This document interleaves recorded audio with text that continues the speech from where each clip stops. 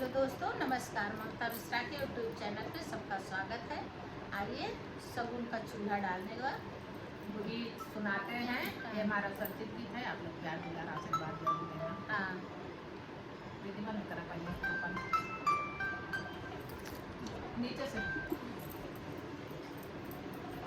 गंगा जमुनवा के पियर मटिया रे, गंगा जमुनवा के पियर मटिया रे, चली है सोहागिन माटी काढ़ई रे लाला नावा रे, चली है सोहागिन माटी काढ़ई रे लाला नावा।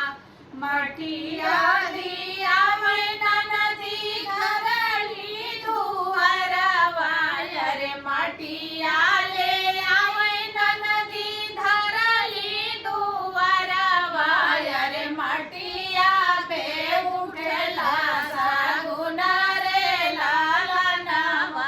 अरे मटिया में उठला सगुन रे लाला नावा। भीतरा से निकली है बेटी के माया रे, भीतरा से निकली है बेटी के माया रे, भैली देवढ़िया के ठाड़ रे लाला नावा रे, भैली देवढ़िया के ठाड़ रे लाला नावा। लहियावा मोरी भौजी सुत घरिया खादर, लहियावा मोरी भौजी सुत घरिया खतर, सब में चूल्हा बनावे रे लाला नावा रे, सगुन